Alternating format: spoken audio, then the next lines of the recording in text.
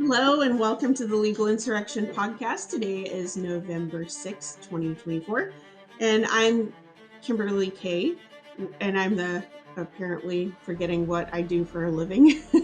I'm the operations and editorial director with the Legal Insurrection Foundation, and I'm here with our president and founder, Professor William Jacobson. So let's go ahead and get started. Uh, I'm sure, like most of y'all, were pretty tired having stayed up most of the night watching election returns. And at least on my end, I have a rooster and a 4-year-old who are very um, disturbed by the time change. So there was not much sleep last night. So I apologize in advance. But um, I don't know about you, but I'm feeling a little bit unburdened by what has been this morning. And it's like I stepped outside and the air certainly seems to smell a little more affordable than it did yesterday. What a night. I mean, I want to get into the results and kind of compare that with our predictions, and I think it just had to be this way. It had to be a 100% decisive victory across the board in order to mitigate complete and total disaster, and it was. um, and I think, I don't know, I'm it's pretty much what I expected looking at the numbers, but was also very fearful because we've seen many shenanigans and many crazy things happen, especially around 2020, that, like we discussed, is very concerned something crazy might happen. Thankfully, so far we haven't seen that though.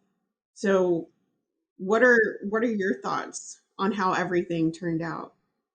Yeah, well, it's always risky to make predictions, but a few days prior to the election, we did predict a substantial, I think that's the word we used, Trump Mhm. victory.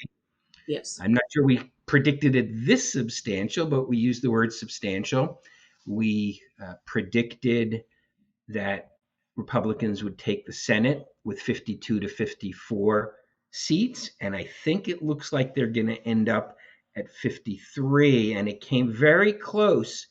We almost had 55 because I think it was Michigan and Nevada came Hmm. very close within a point or two of flipping those seats. So it looks like, unless something changes, which I don't think it would, that there'll be 53 seat majority in the Senate, which is so important because Hmm. it gets us beyond the margin of Murkowski and Susan Collins on judicial nominees. Okay. Yes. And so if you remember for Kavanaugh, Murkowski voted against him and Collins voted for him. And that was the decisive. Those two now are irrelevant. Okay. And so that's super big. The House, everyone is saying, is going to go Republican or is projected. I don't have as good a handle on the numbers there because there's just so many more moving parts, but it looks like there will be the trifecta. And for at least 2 years, Trump will have both houses. Of course, that doesn't mean, they'll still have to grapple with the issue of the filibuster in the Senate. And all the Democrats who were screaming to get rid of the filibuster because they thought they would win, I guarantee you are now going to be the most holy protectors of the filibuster ever. So, our predictions were right. We were right over the summer when we warned people not to buy into that psyop called Operation Demoralize, that the Hmm. polling was garbage. And, shout out to Mark Mitchell from Yeah. Rasmussen Reports, whose polling was virtually pinpoint on accuracy. I think he wasn't pro-Trump enough in his polling, so I think even he didn't expect it this good. But all the pollsters who've been maligned and demeaned by the mainstream media, like Rasmussen, like Trafalgar, like Hmm. I'm just blanking out on the other names. There's two or three others who were basically spot on. And Yes. so, yeah, I think I'm really happy with how it turned out vis-a-vis our predictions. And I think the wonder is, when are people going to stop listening to the pollsters? Yeah, and I mean, and Mark Mitchell had even made the point too that he felt like the data he had probably undersampled Trump supporters, and we had a discussion about that. If that's something you're interested in, that is in our podcast library, and it's a very very enlightening and fascinating conversation with him. I think they still don't know how to poll Trump voters, I think, as fully as they would like to. So many takeaways from this election, though. Um, and the I think, to me, it's 100% a referendum on the progressive agenda. They pushed way too hard, way too fast. If it were only the progressive agenda, I'm not sure exactly how that would have shaken out. But when you have inflation that's worse than what we've seen in my lifetime, and you also couple this with an open border and an administration unwilling to do anything about the open border, welcoming the open border, creating it, and then you have, all of the men in sports, you have all of the trans issues, you have all of these things being shoved down people's throats. People don't want that. This has never been a far left country, ever, ever. I mean, anyone who's ever studied history or political science will tell you that. And the psychotic wing of the psychotic progressive wing of the Democratic Party took over here issue wise, and they lost, resoundingly lost. And to me, that's encouraging. Yeah, I mean, this is a complete repudiation of the left wing agenda. You can't read it any other way. When, according to the exit polls, and those are not necessarily precise, but let's say they're roughly, right. 53% of Latino men voted for Trump. That's unheard of. A majority of Latino men voted for Trump. I think 36 or so percent of Latino women voted for Trump. I don't recall what the percentage was for Black men, except that it had doubled since the last election. Yes. So playing those identity politics games, trying to divide people, calling everybody who disagrees with you Hitler and a racist, uh, Yeah. is people are sick of it. People are Yes. thoroughly sick of it. And now they're attacking Latino men. Okay, that they're misogynistic and they're got a chip on their shoulder. And Black men they're attacking. They don't like to see Black women succeed. Is the line you hear a lot. Yeah. Just really disgusting. And people are fed up with it. And this was an almost across the board rejection of Yes. the Democratic Party agenda.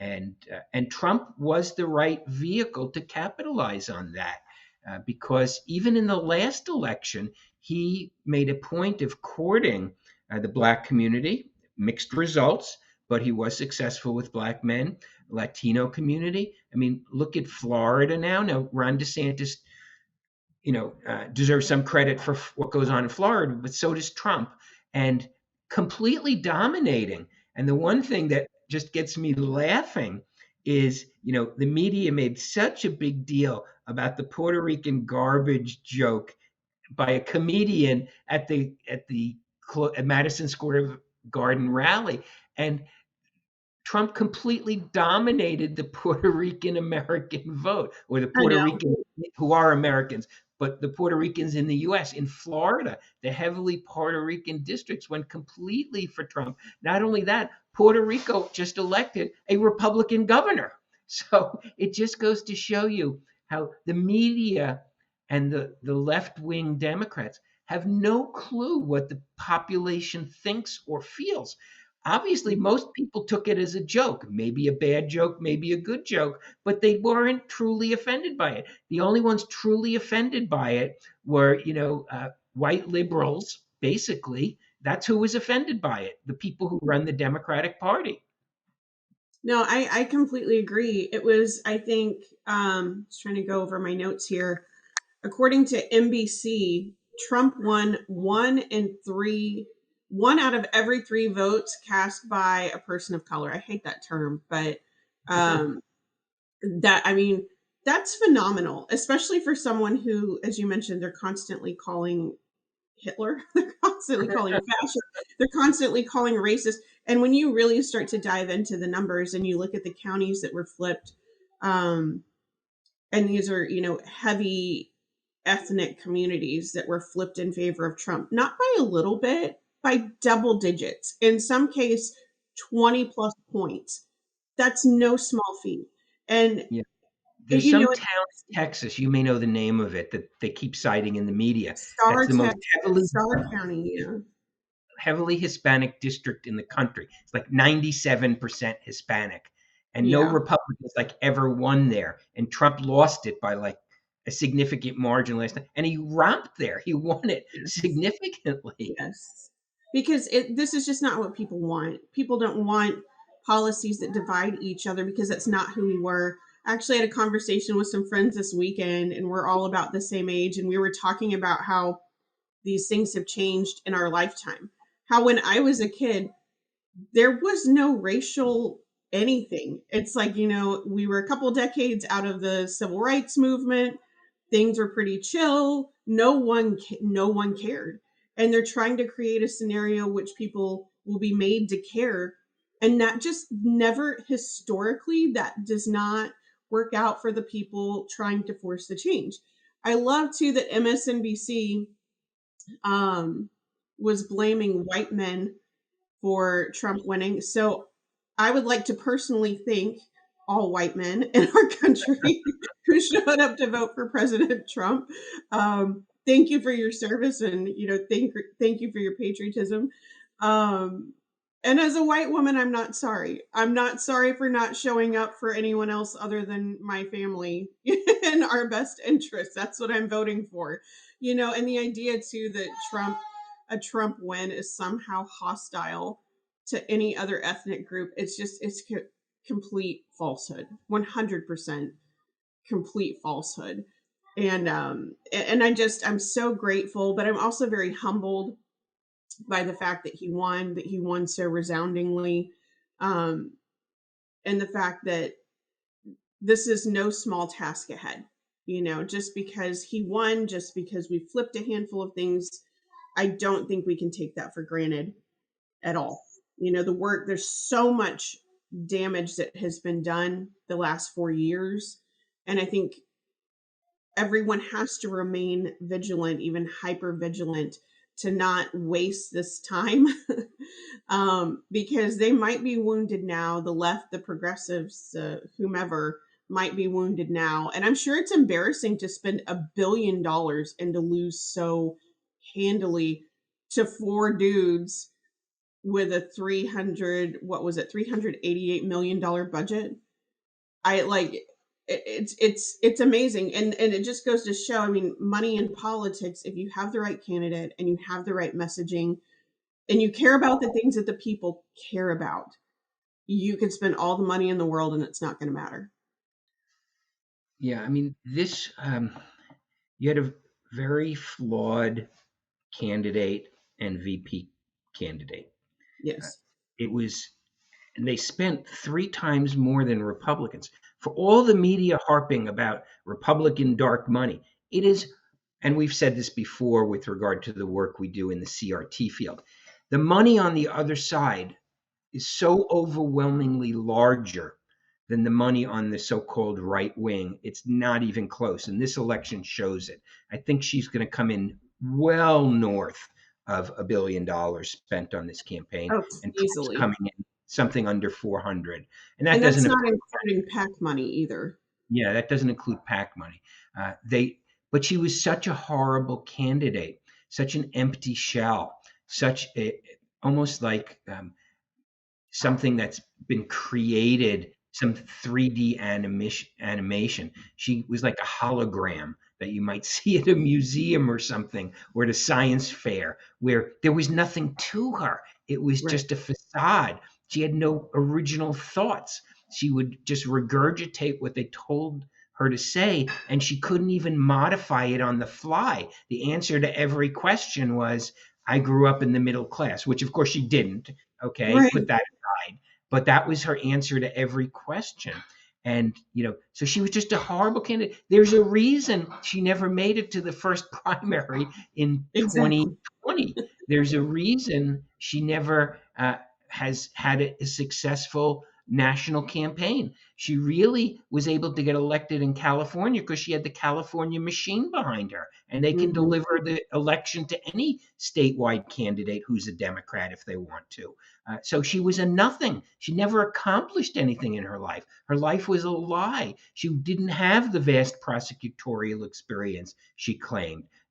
She didn't work at McDonald's. Okay, there's almost nothing about her narrative that was actually true, but they thought they could prop her up and they could essentially digitally create a candidate out of nothing, and they Yes. couldn't. And that's great. Thank God for our system. And she wouldn't have survived if this was a normal timetable. She would have been Hmm. out in April. Okay, but because of them removing Biden, now Biden must be laughing his rear end off, and Oh, totally. Jill must be grinning from ear to ear because of that. But then she picked, and this shows how shallow she is. She picked her mini me, this guy Walls, who Hmm. is one of the scariest characters I've seen on a political scene. Not that he's necessarily the angriest or the nastiest, but there's something wrong with that guy. And if you Yes. remember on our podcast, right after he was announced, I said, there is something wrong with this guy. This guy Hmm. lies about everything. He lied about his entire bio. He lied about his military rank. He lied about just about everything in his life. He was a sociopath, and he is. There's something wrong with that guy. And then he had an effect to him that was weird, the waving of the hands and the bouncing around. She was a hologram of a candidate who picked a hologram of a vice president nominee, and it couldn't hold up. The dam broke after a certain amount of time. It just couldn't. They couldn't hold up the fiction they had created. Oh, because yeah, there's zero behind it, and everyone knows. I mean, so much of the country. I think what we can't discount either is how half of the country felt after watching 2020, and then the smear campaign that ran. And I'm not saying there weren't infractions on either side. I'm just saying you you can't pretend like that didn't happen. You can't pretend like there wasn't a massive concerted effort to gaslight half the country and then get them and deplatform them. And these aren't people who were major media personalities. These are just regular people who were curious about what was happening with COVID and even what they were watching with the election returns, many of which were very fishy, and they're getting kicked off social media for asking questions. So you have an entire portion of the population that knows what they saw, they know what they witnessed and what they experienced, and then you spend 4 years trying to continually abuse those people by telling them they're still wrong. That's just not going to go well for you when they get a chance to show up and vote again. I mean, there were a lot of people hurt by this outgoing administration, of Yes. which Harris was an integral part. I mean, Hmm. lives were destroyed, lives were ruined, reputations were damaged, people were prosecuted, people were bankrupted. And I'm not even talking about people arrested in connection with January 6th, but all over the place. There is an effort by Democrats to go after the bar licenses of lawyers who fought on the Republican side. They even announced it was launched an initiative. I think it's called Project 65. I might be wrong on that name. And their job is they want to make Republican lawyers toxic in their communities. They want to go after their licenses. They want to scare Republican lawyers away from doing what lawyers do. I mean, these are bad people and they need to be held to account. They need to be investigated.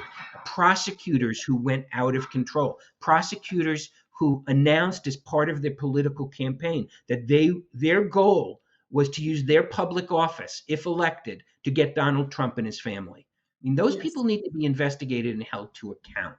One of the things that I noticed very clearly in Trump's speech last night is how conciliatory it was, how Yes. positive it was, how he said, we will unify the country through success. Essentially, that, a rising tide raises all boats, sort Yes. of argument. And that is Trump. The media portrays him as the most vindictive, nasty person, but that is actually Trump. That's what he tried to do his first term. Uh, Hmm. but there are also people on the internet, on Twitter, who are saying, no, you've got to go after these people. And I was even thinking of doing a reader poll: is which should it be? Should Trump unify the nation or get even? And then as I wrote it out and was going to do it, I realized it's not a binary choice. It's not one or the other. That's He right. can unify the nation, he can unify communities, but these nasty, malicious people who abused our prosecutorial system, who abused their public office, who engaged in what amounted to extortion against Republicans and against Trump supporters, they need to be held account. So I would say do both, President Trump. Unify the nation, but also create task forces and create special counsel to go after the corrupt people who try to destroy our society, and not just destroy you, but destroy your supporters and destroy people who disagreed with them. Those people need to be held accountable. And don't let your laudable goal of unifying the nation get in the way of holding those people accountable. No, I 100% agree. Because I believe in compassion with very firm boundaries. It's like you can only go so far, but when you cross that line, there is a consequence, and it has to be maintained. I feel, and when I said earlier that I feel very humbled by this, I think we do definitely have a mandate. If ever there was an election with a mandate, it was this one. To continue moving forward, to really do a lot of repair work, not just repair, but to take the vision of the America that we have and really revive it beyond the repair that from the damage that's been done over the last 4 years, and really even from the Obama years before that. But there has to be accountability. There has to be accountability for the individuals who thought nothing of destroying people's livelihoods, who actively went in to try and dismantle our country in every way possible. There has to be some kind of accountability for that. Um, and I hope that Trump does that. I hope that they go in and things that need to be unmasked and uncovered. I hope that he does that, because the American people, there's a whole list of things. I know we're pressed for time, but there's the American people deserve to know the truth, and the truth needs to come out. Whatever corruption has been masked needs to be unmasked, and that's not being nasty. That's not retribution. That's telling the truth. That's telling the truth so that we can deal with what we need to deal with as a society, as a country, so that we can move on accordingly. We can rebuild the things that need to be rebuilt. We can do the things that need to be done in order to move on and make this country the country that it needs to be. And I do have extreme compassion for people today who are devastated by the results of the election. But my hope is that they can shake off these blinders of this dichotomy that they have bought into, this vision of what America is that's really not the America that we saw. The data does not support the America we have been told exists the last 4 years. This is not a racially divided country. This is not a country that's segmented into identity groups. That's what the left has done in order to try and gain more power, to pit groups against one another. And America is not the kind of country where tribalism and pitting tribes against one another works. It's just not. We're not like other places. And so I do have a tremendous amount of compassion for people who are upset. I think we need to be wise in handling that. And that's where I think we do have an opportunity to unify, to reach out to people with open arms. But I'm also not going to tolerate being called names. Like there's that. I will be compassionate. We can sort through these things together and hopefully move on to a better, brighter future. But there are stipulations there. And that doesn't mean you get to be a raving lunatic and, mouth off at people just because you're upset. So that's kind of where I fall on it. I know we are pressed for time and we need to wrap up here, and maybe we can talk about it more, as we have more data and things are officially called, we can go into some of this in our next episode. But do you have any final parting thoughts? Only thought is, I've been thinking about how would we feel if the result were otherwise. Yes. And I think it's terrifying. I don't know how our nation could survive another 4 years of what we've just experienced. How many tens of millions more migrants do we need into the country illegally, coming brought in by an administration, strategically placed by this administration in swing states, in purple states, uh, coupled with a vow to get them citizenship so they can vote? I really, and I don't think I'm exaggerating. I don't know how we would have survived 4 more years of what is essentially the continuation of the Obama term. Uh, we barely survived a third Obama term, which is ending soon. I don't know how we would have survived a fourth. So, when I think about how things could have been different, it's actually kind of scary. No, I completely agree. And I mean, I was messaging my cousin last night, and we came way too close to the edge this time, way too close to the edge. And it is my hope that this is a wake up call. I don't know the political shakedown of all this. We didn't really touch on this, but even with the parties not necessarily representing the electorate cleanly like they used to. But I hope this is a wake up call for people, especially those who voted for Donald Trump, that we cannot rest on our laurels. These people are vigilant, they are serious, they are actively trying to destroy our country.